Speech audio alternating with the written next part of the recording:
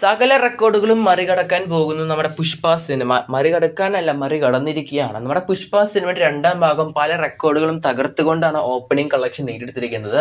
എന്നാൽ റിവ്യൂവിൻ്റെ കാര്യത്തിലും റെസ്പോൺസിൻ്റെ കാര്യത്തിലും സിനിമ പല രീതിയിലാണ് പോകുന്നത്. എന്തായാലും പടത്തിൻ്റെ ഫസ്റ്റ് ഡേ കേരളത്തിൽ ഓപ്പണിങ്ങിനെ ആരംഭിക്കുക. അതിന് മുമ്പ് ആദ്യമായിട്ട് കാണുന്നവരാണെങ്കിൽ സബ്സ്ക്രൈബ് ചെയ്യുക സ്റ്റോക്ക് സ്റ്റുഡിയോസ് യൂട്യൂബ് ചാനൽ.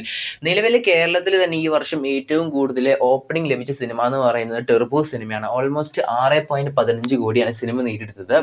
അതിനേക്കാളും ഉയർന്നൊരു ഓപ്പണിംഗ് കളക്ഷനാണ് നമ്മുടെ പുഷ്പ സിനിമ രണ്ടാം ഭാഗം നേടിയെടുത്തിരിക്കുന്നത്. 6.35 കോടിയാണ് സിനിമ നേടിയെടുത്തത്.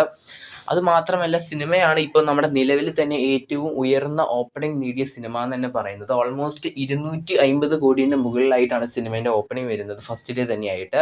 നിലവിലുണ്ടായിരുന്ന RRR, അതുപോലെ തന്നെ നമ്മുടെ ബാഹുബലി 2, കൽക്കി, ദേവര, KGF 2 എന്നീ സിനിമകളുടെയൊക്കെ കളക്ഷനൊക്കെ മറികടന്നിരിക്കുകയാണ് നമ്മുടെ പുഷ്പ സിനിമയുടെ രണ്ടാം ഭാഗം. ഓൾമോസ്റ്റ് 294 കോടിയാണ് cinema first day world wide നേടിയെടുത്തിരിക്കുന്നത്.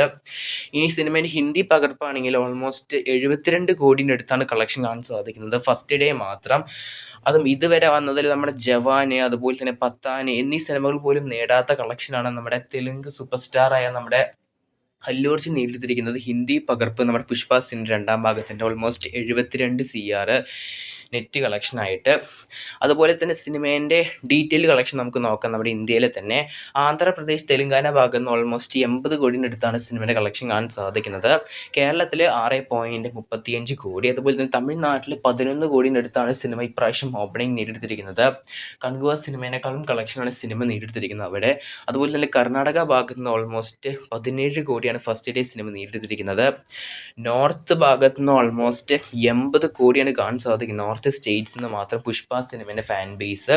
അതുപോലെ തന്നെ ഇന്ത്യൻ്റെ പുറത്ത് ഓവർസീസ് ആയിട്ട് ഓൾമോസ്റ്റ് 66 കോടിയും കാണാൻ സാധിക്കുന്നുണ്ട് നമ്മുടെ ഓവർസീസ് കളക്ഷനായിട്ട്. അങ്ങനെ ടോട്ടൽ വേൾഡ് വൈഡായിട്ട് സിനിമേൻ്റെ കളക്ഷൻ ഓൾമോസ്റ്റ് 260.35 കോടിൻ്റെ അടുത്താണ് കാണാൻ സാധിക്കുന്നത്.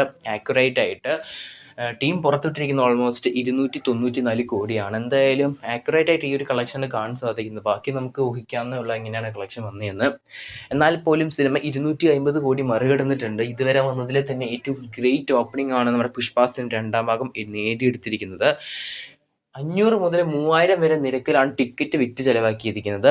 അങ്ങനെ നോക്കുകയാണെങ്കിൽ ഇതിനേക്കാളും ഉയർന്ന കളക്ഷൻ നമ്മൾ പ്രതീക്ഷിക്കേണ്ടതാണ്. അത് തന്നെയാണ് ഇവിടെ സംഭവിച്ചിരിക്കുന്നത്. പക്ഷേ ബാഹുബലി, അതുപോലെ തന്നെ നമ്മുടെ RRR, കൽക്കി, ദേവര, KGF ഒന്നും ഇങ്ങനെ പണി കാണിച്ചിട്ടല്ല ഈ ഒരു കളക്ഷൻ എത്തിച്ചത്. അതെന്തായാലും എടുത്ത് പറയേണ്ട ഒരു കാര്യമാണ്.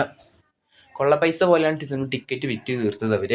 എന്തായാലും കാത്തിരിക്കാൻ നമുക്ക് ചിത്രത്തിൻ്റെ ഇനി വരാൻ പോകുന്ന റെസ്പോൺസിനായിട്ട്, ഇനി വരുന്ന കളക്ഷനായിട്ട്. നിങ്ങൾ സിനിമ കണ്ടവരാണെങ്കിൽ നിങ്ങൾ അഭിപ്രായം കൺബോക്സ് ചെയ്യപ്പെടുന്നത്. കൂടുതൽ സിനിമാ വാർത്തകൾക്കായിട്ടും സിനിമാ കളക്ഷനായിട്ട് സബ്സ്ക്രൈബ് ചെയ്യുക സ്റ്റോക്ക് സ്റ്റുഡിയോസ് യൂട്യൂബ് ചാനൽ.